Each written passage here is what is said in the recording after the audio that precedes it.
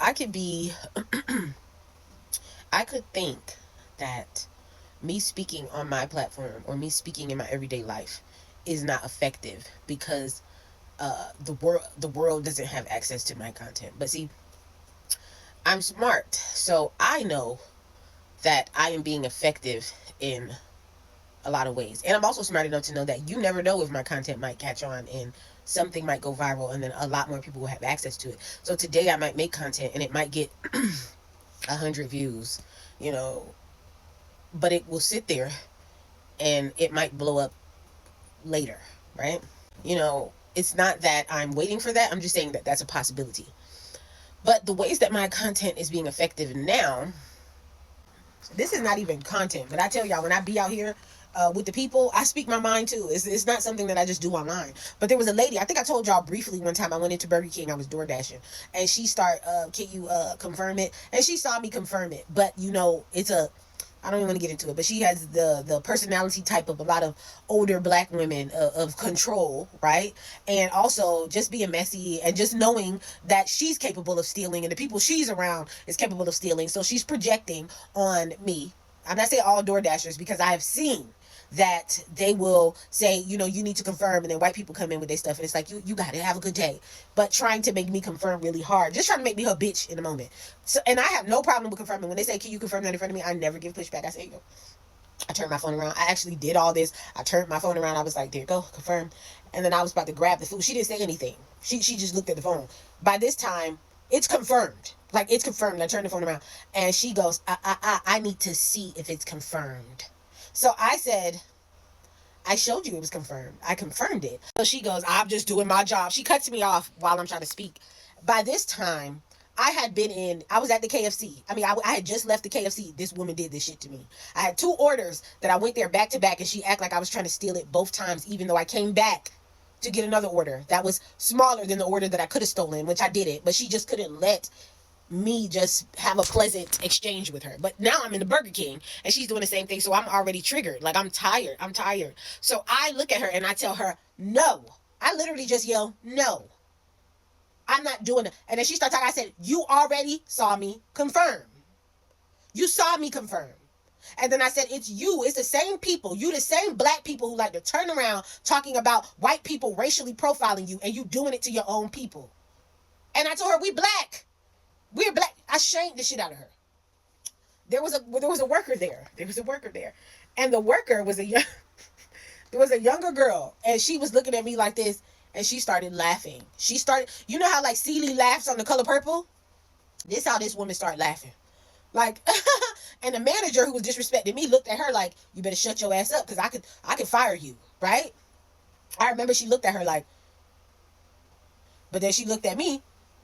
She bowed the fuck down, and I took the food, and I said, bye. I took the food and I left. Now, I thought about that day a lot since then. Why did I walk into another restaurant, the Crystals? It's actually on the same street. And I go in and I see the girl, and I'm like, don't I know you from somewhere? And she was like, the Burger King. And she was like, yep, I was there when you cussed that lady. She said, I was there when you cussed that lady out. And she started laughing. She was like, I got fired for laughing. And I picked all of this. She said, I got fired for laughing. She said, they didn't even pay me right, and they didn't treat me right. And then she proceeds to say, this job that I have now is the best job that I ever had. I love it, and they pay me the most. Do you understand? I'm just gonna let you process that the way that you need to, because a lot of people be so scared. I'm not saying that I went in there and I just freed her, but everything happens for a reason. Do you understand? Think that I validated her experience by finally saying something, and I understand the power of my voice, y'all. Listen, if you didn't think I understand it, because I've even made my own mother come down to her knees and stop playing with me. Do you understand? God has revealed to me on many occasions that my voice needs to be heard. And when I feel something in my motherfucking soul, I have to say it, whether people like it or not, because it's not my job for you to like me. It's my job for me to get what needs to be said out, and I need to say it. I don't give a fuck if you ridicule me. I don't care. I'm used to it. You can't call me ugly. You can't call me nothing I ain't never heard before. I've heard it all. And what I'm saying is not wrong. The things that I'm saying is not wrong. Do you understand? She needed somebody to come in there and give her enough courage to laugh at that woman and leave that place so that she can feel better going to work every day. And when I went in, Crystal, she said, I got too many kids for people to be talking to me like that. I need to just take care of my kids. I got too many kids, which is crazy because she looked like a kid herself. Black really don't crack. The woman just looked good. You hear me? I want to say I didn't ask her how many kids. I didn't ask her. I am still curious to this day. But I don't know. But she said, I got too many kids to be being talked to like that. I need to provide for my kids. That's right. You don't need to be treated like that. And let me tell you something. I seen her again. She go back and forth between one Burger King to another Burger King. They all in the same city that I live in. Every time I see her, here you go your food. Thank you. Have a good day. She don't even wait for me to confirm. She don't even wait for me to confirm anymore. Okay? Because stop fucking playing with me. You see me at least 12 times a fucking day. Stop it. Those moments make me feel like I'm not doing nothing wrong, because you will be gaslit out of your experience, and people tell you, just like her in a restaurant trying to tell me I make everybody confirm. No, you're trying to make me your bitch. You're not trying to make me confirm shit. And I'm sure she did it to that girl. You tried to make her your bitch. And when I see that girl in Crystal, we had a good laugh about it, because I'm not trying to walk around cussing nobody out. But she deserved that. And God sent me in there to give her that laugh like Celie did at the, not Celie. Y'all know who I'm talking about. You told Hoppo to beat me. I'm talking about her. When she started laughing, oh, Celie back, Celie home. It was that laugh. It was that laugh. And when I seen that girl in Crystal and she looked at me like, girl, you made me feel so good that day, because that lady had her foot on my motherfucking neck. Like she was a house nigga, okay? She didn't say that, but that's how these people act at these restaurants when they're managers. That is the position of a manager in America. A warehouse manager, a fast food restaurant manager. They are house niggas. What was it? In Django, the nigga that Samuel Jackson? Yeah, the nigga that Samuel Jackson played in fucking Django. That's what you niggas are when you work at Popeyes and you're the manager, and you work at fucking the warehouse and you're the manager. You don't have no fucking sense. You think you made it, so you start treating niggas like they ain't shit. And when I came in there and told her that other one was so tickled because she was probably getting fucking tortured by her all fucking day. So that's one of the ways, you feel what I'm saying, that I know I'm speaking facts. People are very prideful people who care about how they come off to the world. That's the stance black people have always taken. How do we look to other people? They will say it to each other very often. I've always seen this comment. Even people in the hood, they'll be like, and y'all making us look bad. This is why they think all black people act like this. This is a common thing said amongst black people. So they even know, whether it's conscious or subconscious, that they're constantly trying to get other people to view them a certain way. Black people don't have the confidence to make things a reality based on their views. Like, we're not trendsetters. Maybe we're trendsetters when it comes to like entertainment and stuff like that, but black people oftentimes think you have to wait to make something a norm. I'm gonna give an example. I often hear, I just used this example yesterday, but I've seen several videos on people saying that racism should be on the DSM. That being a racist should be a mental disorder, right? Instead of just treating the people like that, like how I self-diagnosed, and I don't need nobody to tell me that I'm autistic. The thing is, I would love the diagnosis. That would be amazing. Even if I'm wrong in my diagnosis, which I don't think I am, right? I still feel like the traits or the things that I struggle with are valid, and I can compare them to a lot of my life experiences. And not only that, I've solved some of my problems or some of the things that I was struggling with learning about it and then changing the things that I do to make my life more comfortable, and it has worked. So it doesn't matter what people say. If black people really thought that mental racism was a mental disability, they would start treating them like that. But black people are conditioned to waiting for the acknowledgement of white people to be able to proceed in what they're talking about, right? I don't even think they know they do it. I don't think they know they do it. I was watching a video yesterday. Some lady, I don't even know how this video popped up on my feed. There was some altercation going on. Yeah, because I don't even really watch like cop TV or whatever. It was on YouTube, actually. I watch a lot of YouTube, but I don't really search for stuff like this. But it popped up, and it was like some people outside. Some little girl shot a grown lady.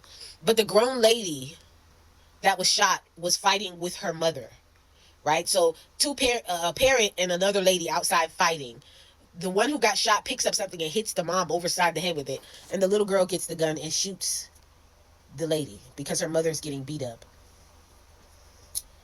It was just a mess. The girl says, they say the mom gave her the gun. The mom gave her the gun. I don't know.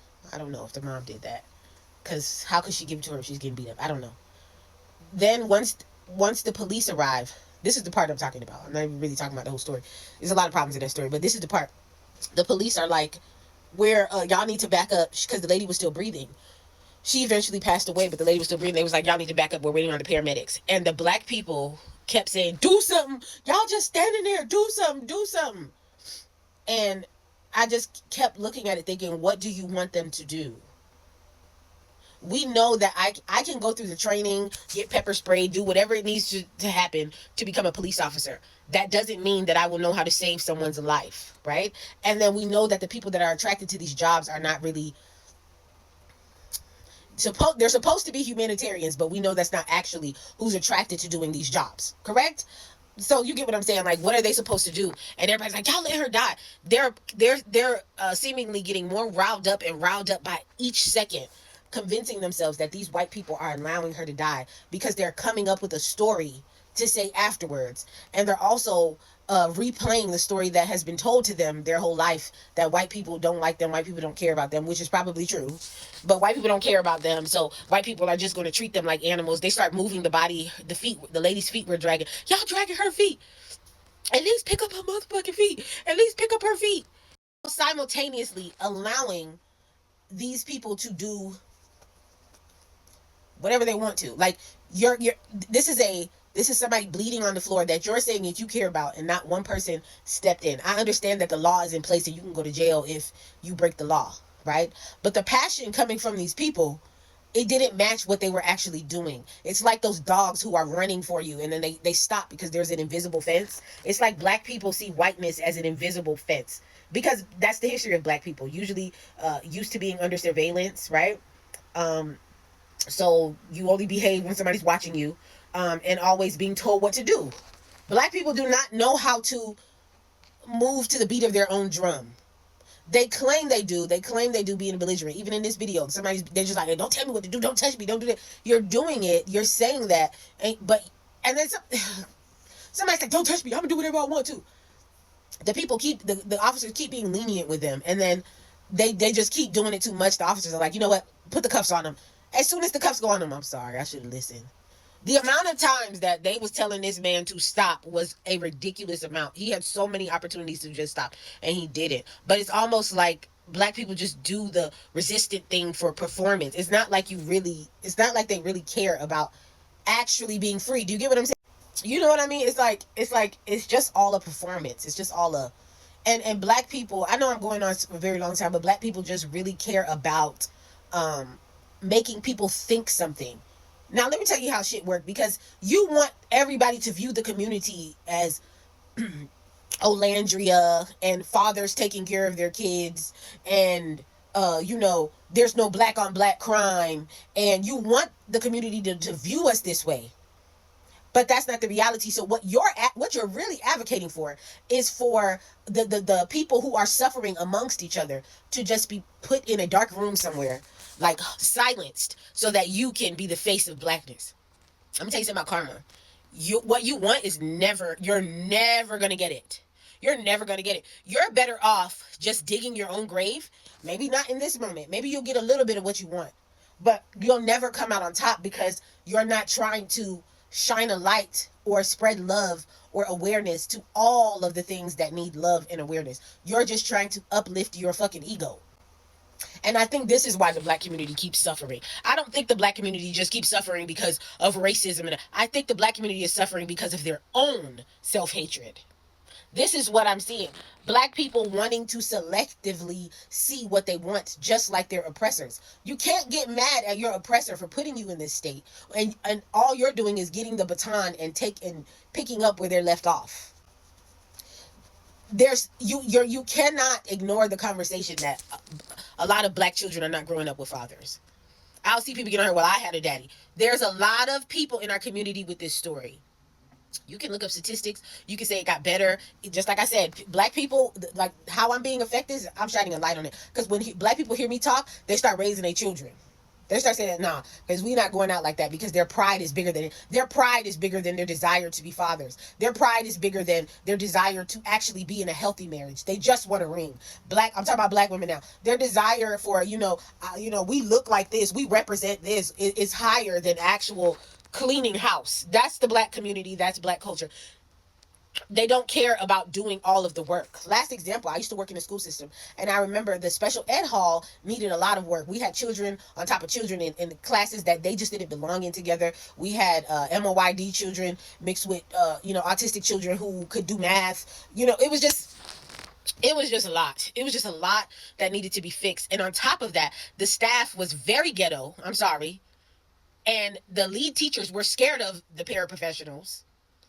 So the paraprofessionals ran everything when they didn't get a degree to be running everything in a ghetto. They don't have no sense. They're bullying people. I was being bullied on that job. I kept complaining about what needed to happen down there and what was actually happening. There was a parent that I worked with, and whenever her kids were bad, her son would fight girls in the school. It was elementary school. He was young, it seemed to be like a little gay, and he would fight the girls and wreak havoc in the whole fucking school. And then when they would have meetings with the parents of the children or whoever, this para would go off and she's a bitch. Like, I mean, on the top of her lungs at the end of the hallway, causing a scene, just doing whatever the fuck she wanted to do. It was actually just insane. And I kept complaining because I said, I can't give up. This is just crazy. And the principal told me, look, I've basically gotten the rest of the school together. I'd say that I did a good job if it's just excluding the sped hall. Like, if the whole school if I've elevated the whole school, basically, who cares about one little section of the school? And that is the mentality of black people. We want it to look like something. And I even remember working in a school that it's kind of like they put the special needs kids in the back. When they're doing walk arounds to the school for people to look or check, they don't come in special needs because I guess, it's a lot going on down there. But you're just hiding those children. You're not educating those children. You're just hiding them so the rest of the world can't see. If you are a black person and you complain about shit like that with your special needs children, that your special needs children is not getting the education that they deserve, they're just watching movies all day because it's understaffed and other stuff, you should completely understand my frustration of black people trying to silence the hood and say they don't represent all of us. We're doctors and lawyers. You can go to hell, okay? Because what you're doing is unacceptable. The bare minimum that you can do is say, that is happening over there. But there also has been a lot of progress made. Not continuous come out here. That's not even the truth because there's so many black fathers in the home. So you're not going to acknowledge it at all? God's gonna continue to let you suffer. They can't forget about us. Our oppressors, they didn't forget about the hood. They are trying to extinguish the hood because what did I say? Black people are their karma. You don't enslave people and then think that you're just going to be like, hey, look, we'll free you and then give you shit. They're badly behaved, and you're gonna have to keep cleaning up the hood. You're gonna have to keep sending police officers out there who are gonna get shot down by these people when they're coming to just do their job. You're going to have to keep paying out food stamps. The government is gonna have to keep doing it because that's what they created. Y'all got to think about a bigger picture. You're trying to be one with your oppressor and talk down on people with your same set of skin. Not talk down, because I think that's why they think they're not doing anything wrong, because they're not talking down on black people. They're just going, that doesn't even exist. I told y'all in Man of Seals, there's no black on black crime. That's just a myth that they're making up because, like, they're just trying to, like, that weaponize that. Like, hush. You come live in the hood. And if you think that you're helping the problem by pretending that it's not a problem, you're sadly mistaken. Okay? Everything, you're going to reap what you've sown. If you were to have a whole bunch of kids and one of them you deemed not up to par, you can't stick them in the closet. You can't call them a child call it and put them away because you don't want to deal with them.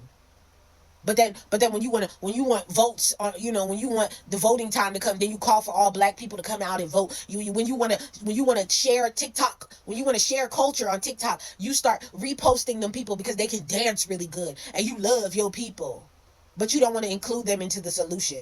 You just want to pretend that they don't exist because they're embarrassing you. You're gross.